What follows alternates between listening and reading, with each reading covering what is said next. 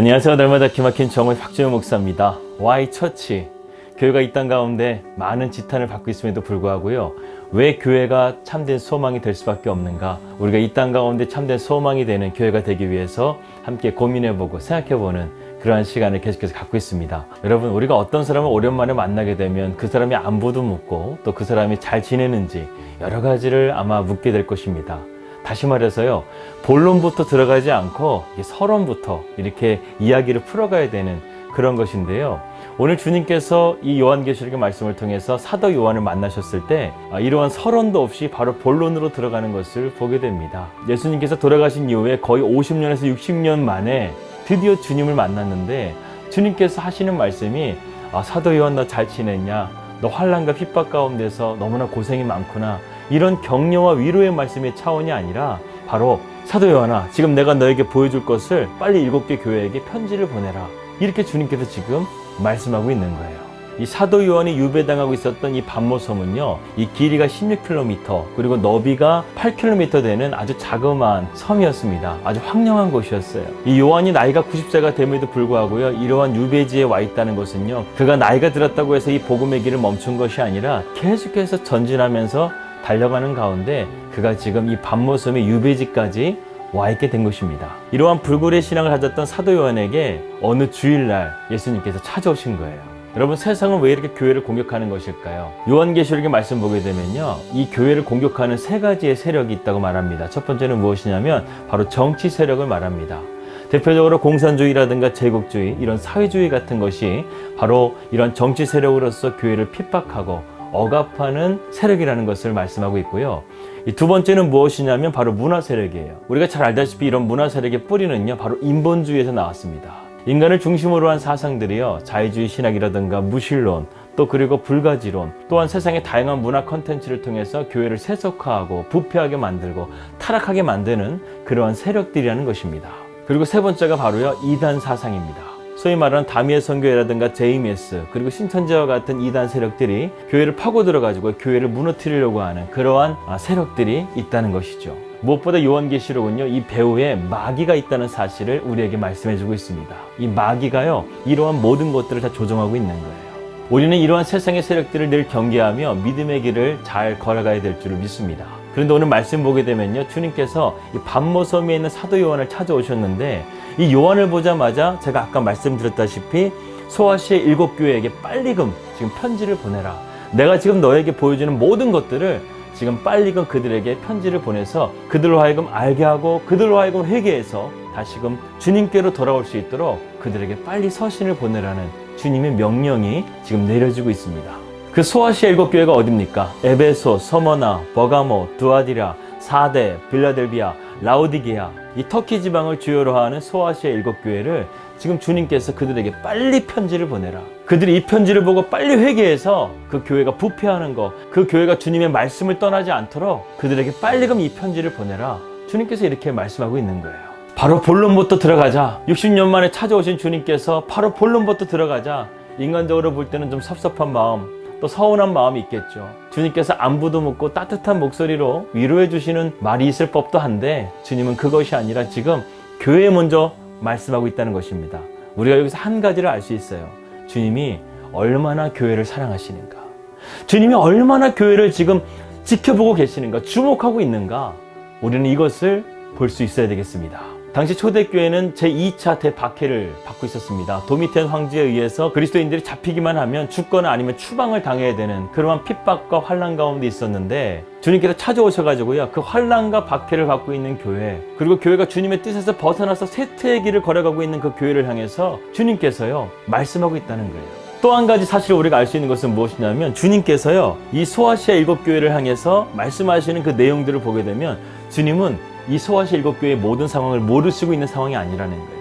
우리 그리스도인들이 핍박받고 있는 것, 우리 그리스도인들이 고난받고 있는 것을 전혀 모르시는 것이 아니라 누구보다 잘 알고 계시고, 누구보다 무엇이 책망받아야 될 것이고 어떤 것이 칭찬받아야 될 것을 정확하게 알고 계시는, 교회를 정확하게 꿰뚫고 계시는 그 주님의 교회를 향한 사랑과 교회를 정확하게 바라보고 계시는 주님의 그 영적인 눈을 우리는 보게 됩니다. 여러분, 주님이 세우신 이 교회는요, 세 가지의 관점으로 우리가 바라봐야 돼요. 첫 번째는 무엇이냐면 바로 교회는 주님의 것이라는 거예요. 여러분, 교회는 주님의 것이죠.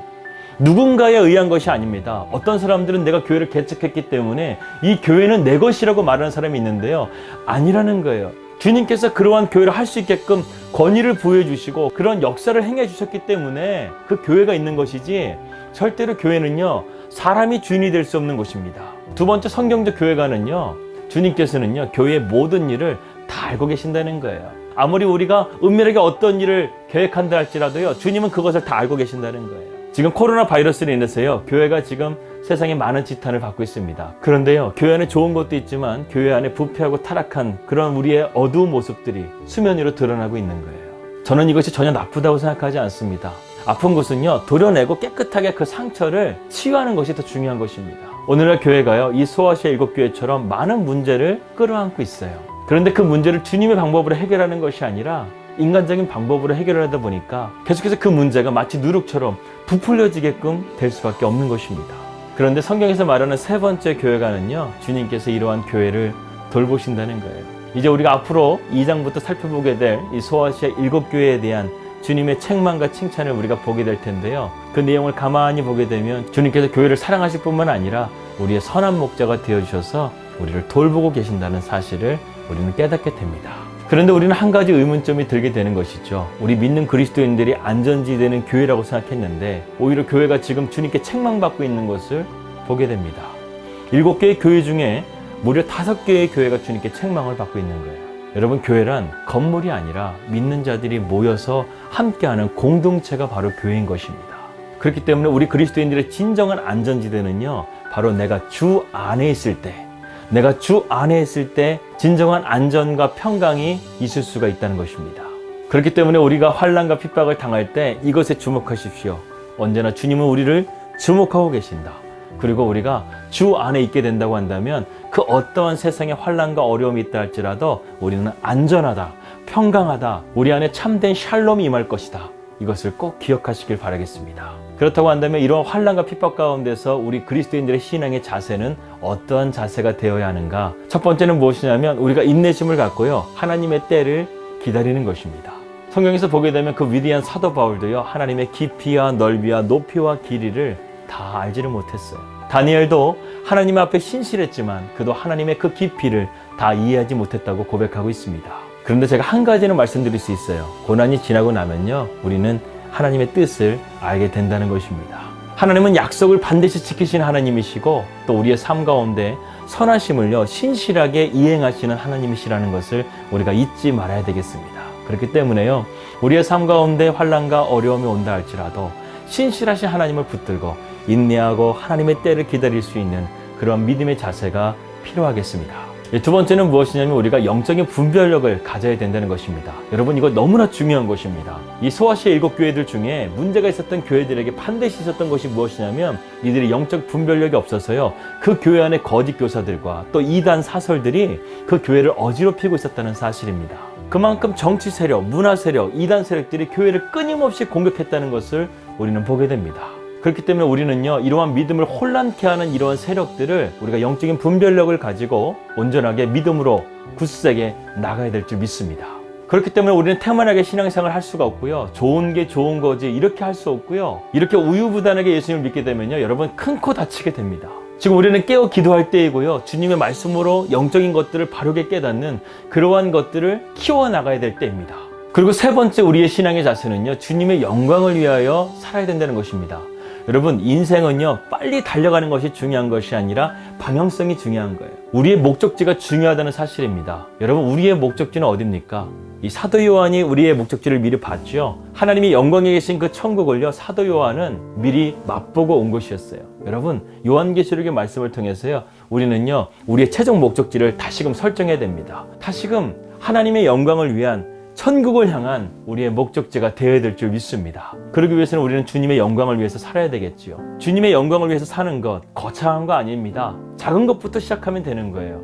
우리 일상의 부르심의 그 삶 가운데서 주님의 말씀 가운데 순종하고 내 이웃을 사랑하고 그들에게 주님의 복음을 담대하게 증거하는 것, 이것이 바로 주님의 영광을 위해서 사는 것이라고 할 수 있습니다. 여러분, 이러한 삶의 자세를 우리가 바르게 깨닫고 건강한 믿음, 균형 잡힌 믿음을 통해서요, 우리가 주님과 동행하는 삶, 주님과 친밀한 교제의 삶을 나가게 된다고 한다면, 우리 주님께서 밤모섬에 사도 요한을 찾아오셨던 것처럼 오늘도 우리에게 찾아오셔서 우리에게 은혜와 평강으로 우리를 선한 길로 인도하여 주실 것을 믿습니다. 오늘도 우리의 삶의 참 주인 되신 주님을 믿음으로 바라보면서 승리하시는 우리 날마다 기막힌 정원 식구들 되시기를 주님의 이름으로 기도하겠습니다. 하나님 아버지, 감사합니다. 우리의 삶 가운데 진정한 주님이 주인 되어 주셔서 우리의 삶이 주님의 뜻 가운데 합당한 삶이 될 수 있도록 인도하여 주시옵소서. 주님은 교회를 주목하고 계십니다. 이 땅에 있는 교회가 아무리 지탄을 받고 있지만 주님은 교회를 통해서 일하실 것이고 교회를 바꾸실 것이고 교회를 회복하게 하신 다음에 이 땅 가운데 교회를 통해서 일하실 것을 우리는 믿습니다. 소아시아 7교회가 그런 주님의 책망을 받고 주님께 회개하며 돌아왔던 것처럼 이 땅의 교회들도 주님께 회개하고 주님께 돌아감을 통해서 교회가 다시 한번 일어서게 하시고 교회가 소망이 되어지는 놀라운 은혜를 누리게 하여 주시옵소서. 예수님의 이름으로 기도하였습니다. 아멘. 여러분, 세상이 뭐라 한다 할지라도 주님께서 이 땅 가운데 쓰시는 것은 바로 교회입니다. 교회여 일어나라. 우리 믿음으로 승리합시다. 할렐루야.